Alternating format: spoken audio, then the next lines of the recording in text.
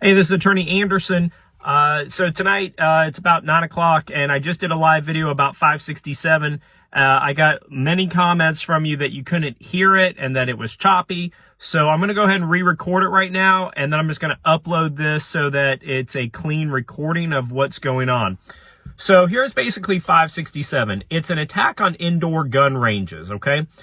What we're talking about with an indoor gun range is basically a building that is indoors that you can shoot and target practice in. Now, what 567 basically says is that a building that has 50 or more employees in it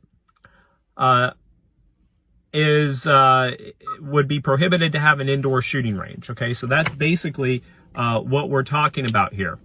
Now, what we're looking at in 567 is a business, and again, it's a little vague about employees. Like, I mean, what if it's, it's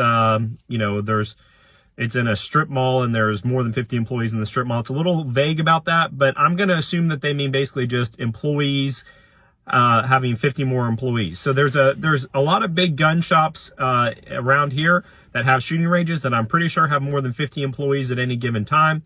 And so this is basically targeting larger gun shops and larger shooting ranges. So either the building has to have 50 or less employees, or it has to be a building that entirely is for law enforcement, where 90% of the shooters are for law enforcement. Now, here's the deal, and this is important to understand. There's an and an or requirement. So the first one is an or. Either it's a building, a private business with 50 or less employees in the building, or it's a shooting range that's mostly for law enforcement, where 90% of the shooters are law enforcement. All right, now you split that in half, and then you go to the and section, which is everybody that comes in and out of that range, there has to be a log, and you have to have a photo ID. Now, I didn't say this in the last video, but it's a very good point. You don't have to have a photo ID to vote, according to the Democrats, but to shoot a gun, you'll have to have a photo ID. Pretty ironic in that way.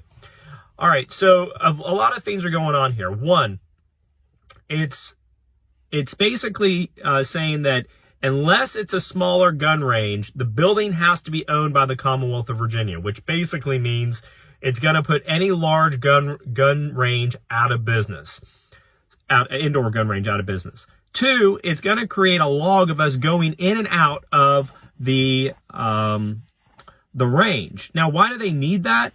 My spidey senses say it's for the purposes of letting them track the people that are coming in and out of shooting ranges. So if Tim Anderson goes to the range once a week, maybe I'm on a watch list or something with the government. I don't know what access they'll have to these records, but it does make a lot of sense to me why the range needs to keep a log of me going in and out. Once I go in, I'm there, I leave, everything's peaceful. There should be really no record of my involvement there, especially my name and address. I mean, that's insane.